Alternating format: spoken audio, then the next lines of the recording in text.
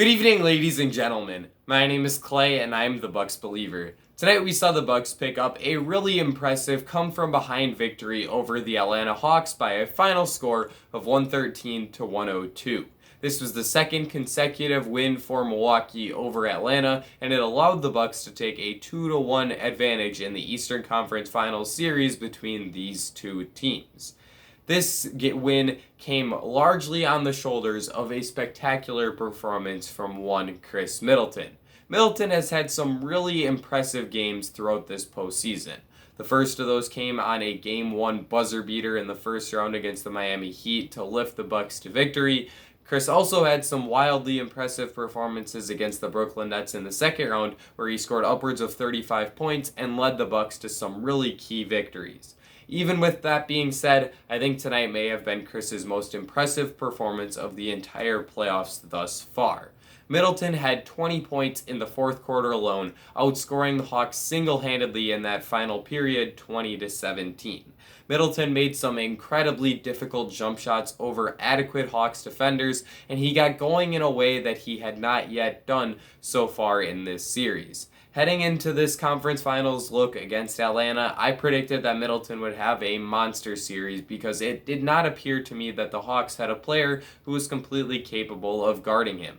In the first two games, it appeared that I was wrong, as especially in Game 1, Middleton failed to get going with his shooting and went just 6 for 23 from the field. Game 2 was a bit better, as Khris was 6 for 13, but he still wasn't being super assertive and looking for his own shot. That completely changed in Game 3, particularly in that fourth quarter where he got going with his jumper. That came on step backs, on pull-ups, and on catch and shoot opportunities alike. And we saw Middleton hit a lot of really difficult contested jumpers on each of those three types of J's.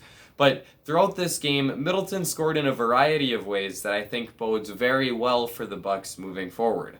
The most impressive of those, in my opinion, was as a pick-and-roll scorer. Middleton has not been able to get to the basket too much against Atlanta so far in this series. That changed a lot during a period in the first quarter where Giannis Antetokounmpo was forced to sit out because he picked up his second foul quite early on. With Giannis on the bench, Khris Middleton was asked to take on a higher scoring load, and I thought that Khris did quite well in that, running pick and roll on multiple possessions and getting to the basket at every opportunity possible.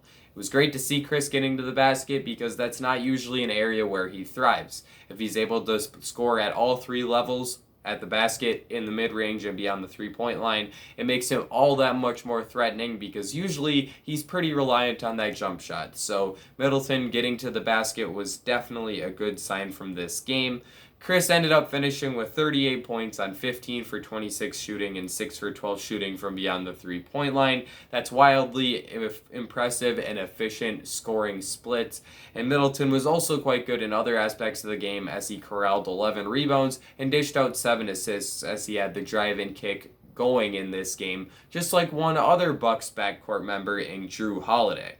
Holiday really struggled as a scorer in this game, which was a definite letdown after two really impressive games scoring-wise in the first two of this series.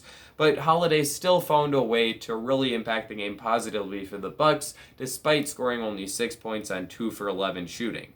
Holiday dished out 12 assists and, similar to what I talked about with Middleton, did an excellent job in that drive and kick in this ballgame. He was primarily defended by the injured Bogdan Bogdanovic, and Holiday took advantage of that, using his first step to get around Bogey and create some open shots for his teammates. He in particular found Bobby Portis for some open looks both at the basket and beyond the three-point line, and I thought that Holiday's playmaking overall was quite impressive. He also played some really solid defense on Trae Young. It certainly wouldn't have appeared that way because Trae was able to score 35 points on 12 for 23 shooting and 6 for 14 shooting from the three-point line, but I thought Holiday did about as good a job as he could defending Trae while also executing the Bucks' game plan.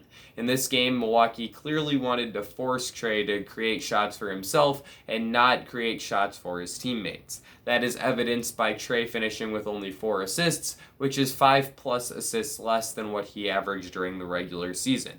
Jrue's ability to contain Trae and force him to create shots for himself ended up wearing Young out, and he did struggle in the fourth quarter because of the wear and tear he had taken on in those first three, where he was asked to carry such a heavy load for Atlanta.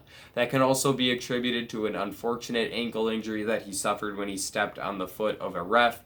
But I did think that Holiday played good defense on Trae, despite the numbers not necessarily indicating that. Young was also only able to get to the free throw line 6 times, where he went 5 for 6 from the line. I thought that that was also a good indicator of how much Holiday forced Young to shoot from beyond the 3-point arc.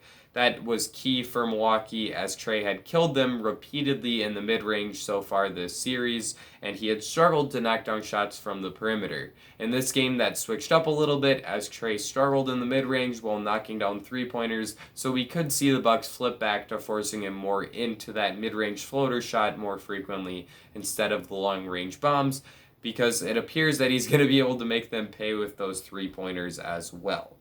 I also want to touch on Bobby Portis a little bit here, as I thought that Portis had an excellent game offensively. It wasn't like he was creating shots for himself, as almost all of his scores were assisted, but he did do a nice job of finishing some layups at the basket. I thought that he was particularly good at sealing off small guards at the rim. He was able to get out in transition and seal off Lou Williams on 2 separate occasions, and that resulted in some easy layups for Milwaukee. He also made one of the 3-pointers he attempted off of a nice catch and shoot, and made some nice floater shots in the mid-range. So overall, a nice game from Portis, as he scored 15 points on 7 for 12 shooting.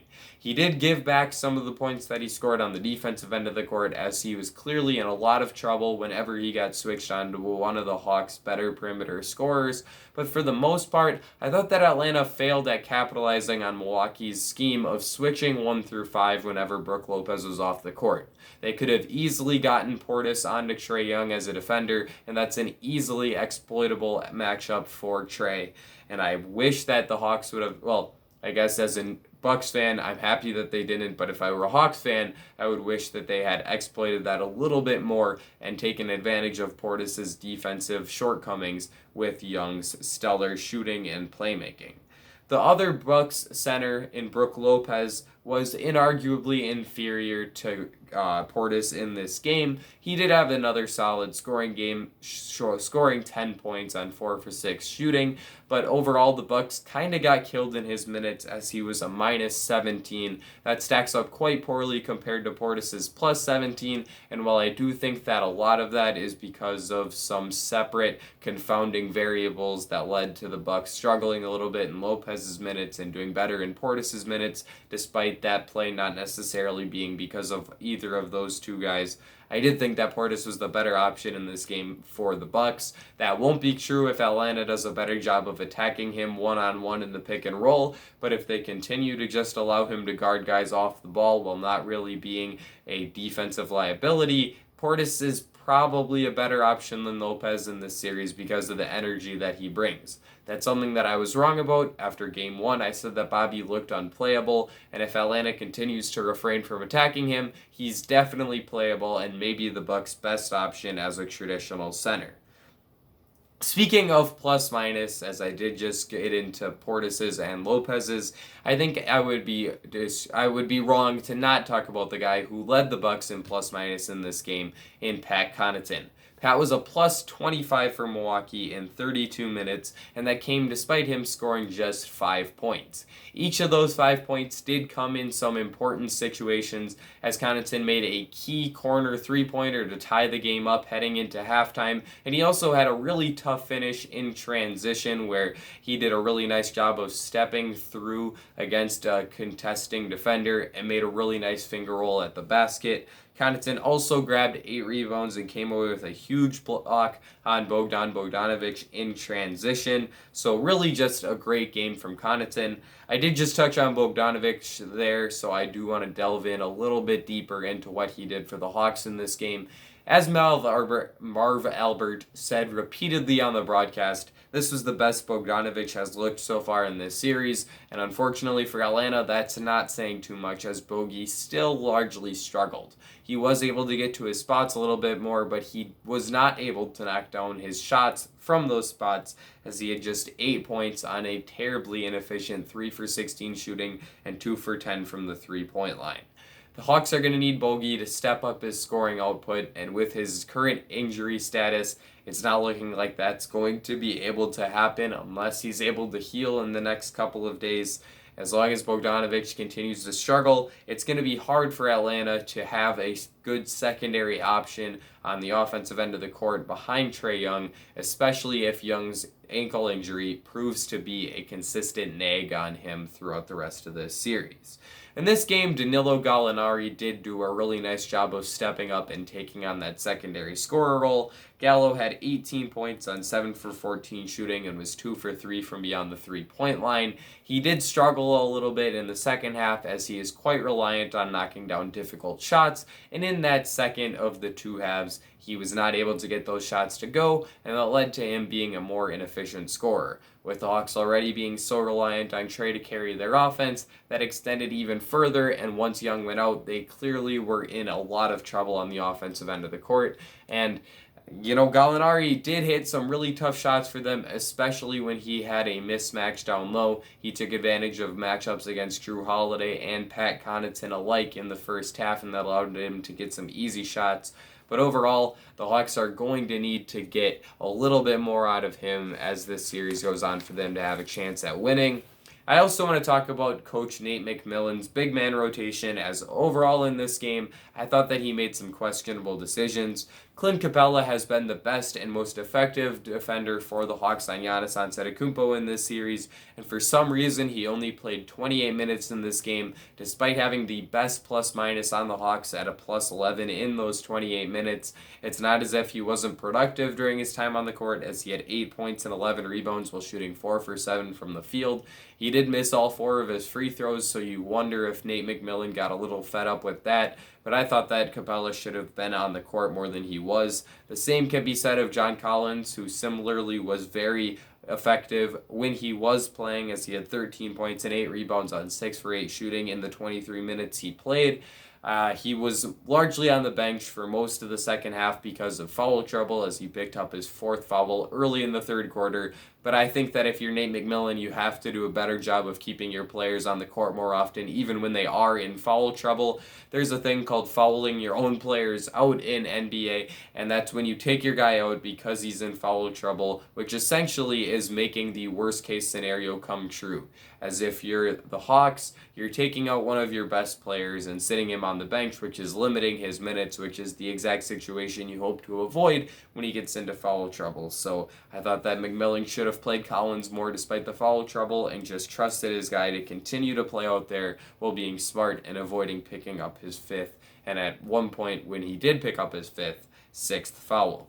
I also thought that McMillan played Solomon Hill too much. Hill has had some good moments in this series, namely a great stretch in Game 1 where he played great defense on Khris Middleton while also having an explosive dunk. But overall, Hill just doesn't do too much for the Hawks offensively, as he had 0 shots attempted in 15 minutes of play. And while he is their best option defending Middleton, I don't think that there's much reason to have him on the court. If he could establish something of a pick and roll identity similar to what Bruce Brown did for the Brooklyn Nets in the Bucks last series, it could certainly help him find a niche in the Hawks offense, but I don't really see that role existing for Hill. I think that the Hawks should probably narrow his minutes down to somewhere between 5 and 10, if not eliminating them completely. Overall, this was a really good win for the Bucks, and their formula for winning this one looks replicable. The Bucks need to keep making Trae Young beat them as an individual and not letting him get his teammates involved with his lob passes, and they also need to keep attacking the basket while shooting better. They were only 5 for 17 from beyond the 3-point line when you subtract Khris Middleton's 3-point numbers. Overall, I still like the Bucks to win this series in 5 games. Also, I just realized I completely forgot to talk about Giannis, who was very good in this game. Antetokounmpo had another double-double with 33 points and 11 rebounds on 13 for 21 shooting. He did struggle a little bit from the free throw line, shooting 6 for 13 from the line, but even a lot of those misses did look good. I thought this was Giannis's best game as a cutter so far in these playoffs, and he did a really nice job of finding gaps in the Hawks defense to find a room for an easy cut to the basket, for a nice dump off pass and an easy dunk. So that was good to see from Giannis, and he also was solid attacking off the bounce, and once again did a nice job not settling for jump shots. I forget what I was saying before I got into Giannis, but I know that I was starting to wrap up. So with that being said, be sure to leave a like and subscribe if you did enjoy this video, and let me know in the comment section down below what you thought of this game. I think that I've covered everything that I wanted to cover, so that's going to be it for me. Ladies and gentlemen, I will see you all again very soon.